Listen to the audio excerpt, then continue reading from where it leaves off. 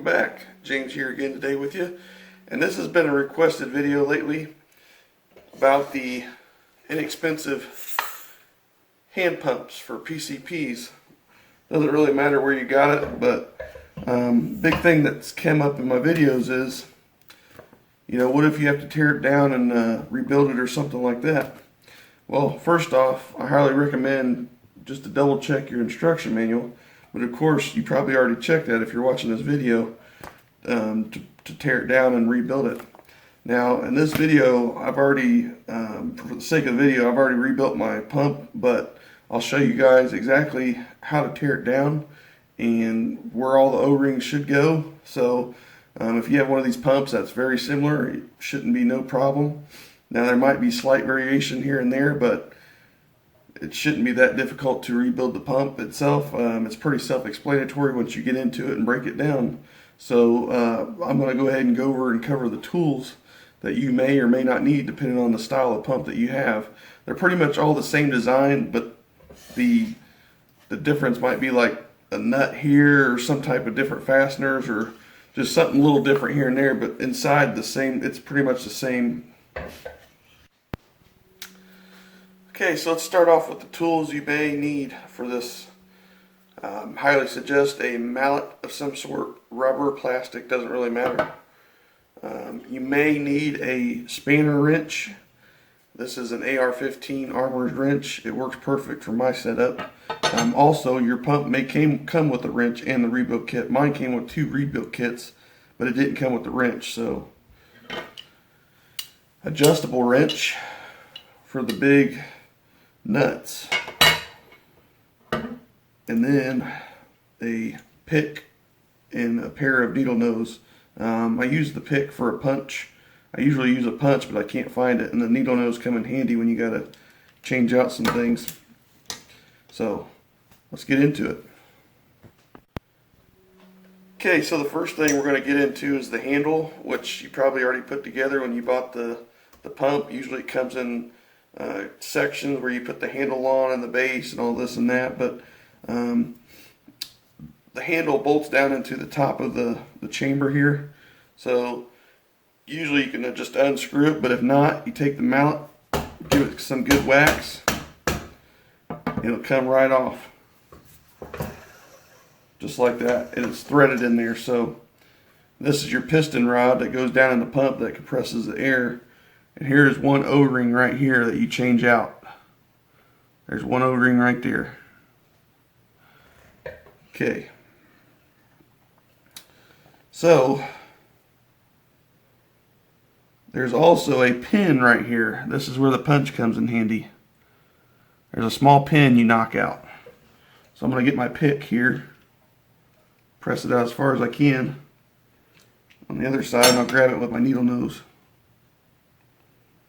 Definitely don't want to lose this pin because this is what connects your rod to the handle.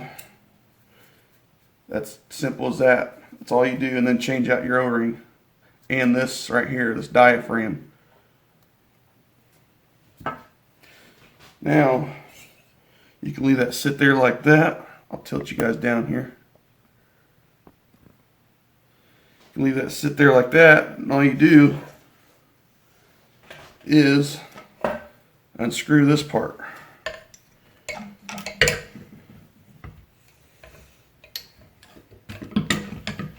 Sometimes you can do it by hand. You may need a rubber wrench where it wraps around, but it shouldn't be that tight. So this comes off, nothing in it, it's just like a sleeve. Hollow. That's one part. Then here's your piston again. And then here's your piston rod, but here's one of your pistons up here. And here's another O-ring. And this is what we're going to have to unscrew from the next chamber. So this is where your wrench comes in handy. If you got one that came with it, great. If not, there's notches cut out on this right there. So you need a spanner wrench. That's the only way to get it off. So you just stick that on there like this, get one lock on there, or one foot, whatever you want to call them, an ear. And it should come off pretty good. This pops right out.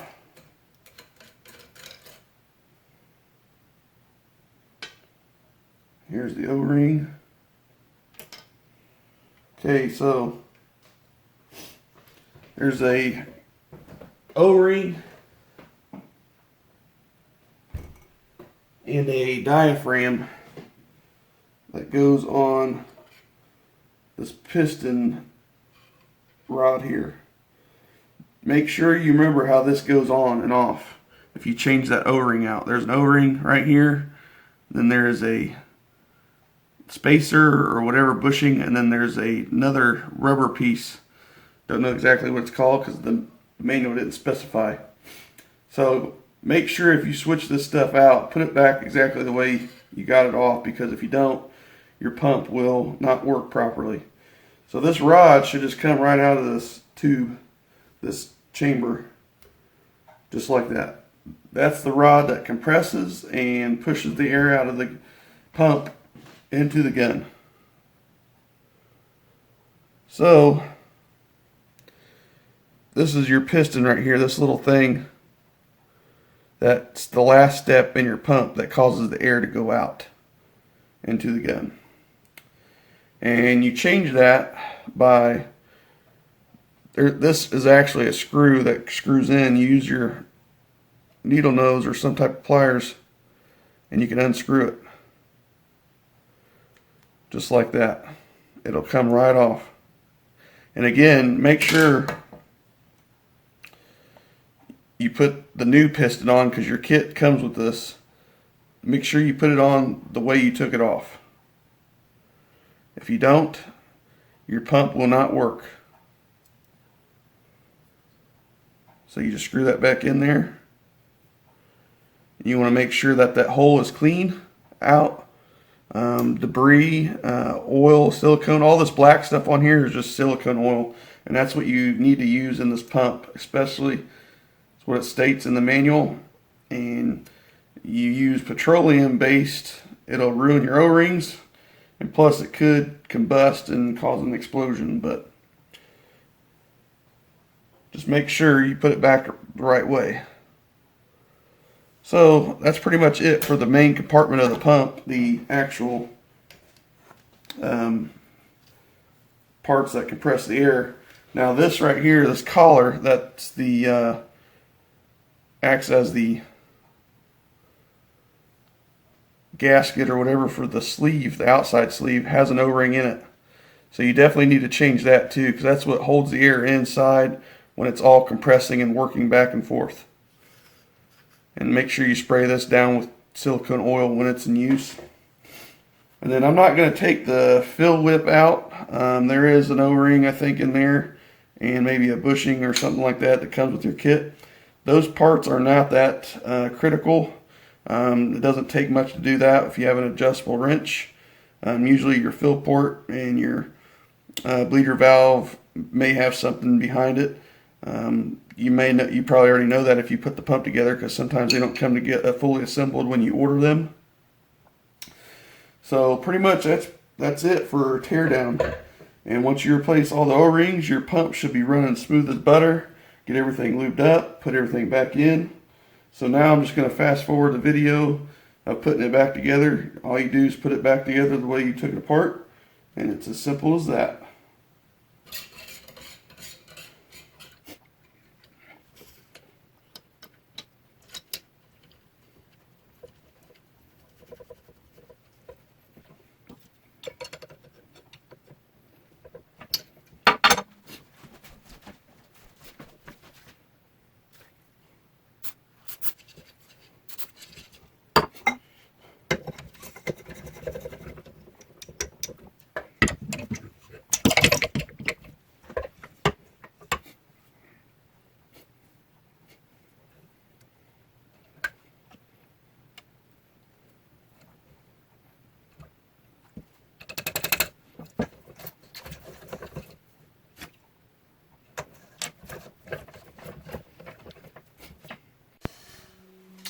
Okay, so I did forget to mention, which is my fault, that there is a critical part down here at the bottom. There's another piston that blocks the air and keeps it in the chambers and the sleeves before it goes into the fill whip to air up the gun or bottle or whatever you want to do. You actually need to loosen this nut with the adjustable wrench, and I'll show you here. So take your adjustable wrench, just loosen it up, and it'll all should just come right out. Get that nice and loose there.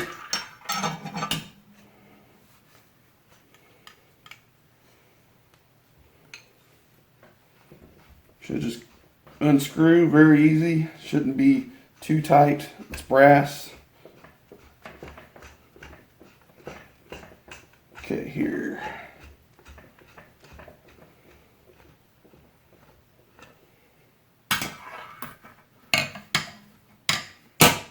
Okay, so here's an O-ring that you do need to replace.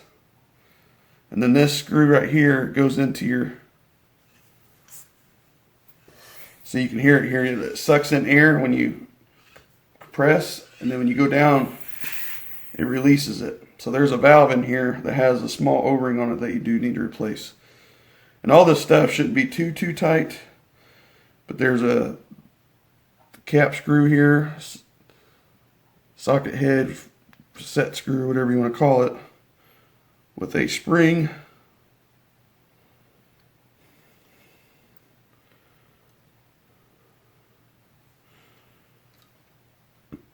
And here it is right here.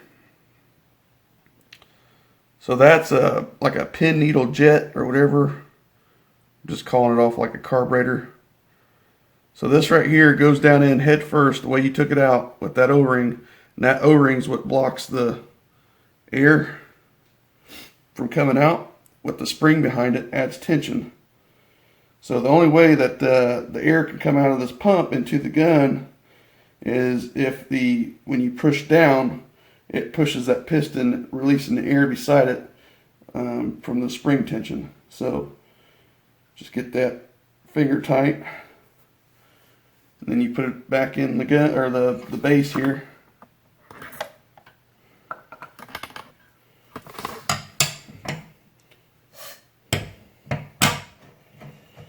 These pumps are so self-explanatory, and I'm thinking that's probably why they didn't include really detailed instructions, but it'd be nice to know without having to go in blind to know what you're doing. And there's only maybe 1 or 2 videos that show an actual teardown, but they don't say anything in the video and don't tell you how to do it. They just show the video of them doing it. So each pump is different. So now I'm just going to tighten this up. Not that big of a deal.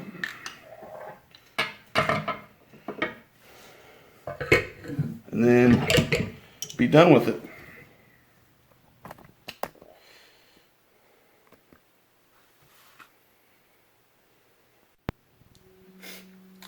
Alright everybody, well I hope you enjoyed this video. I know a few of you requested this.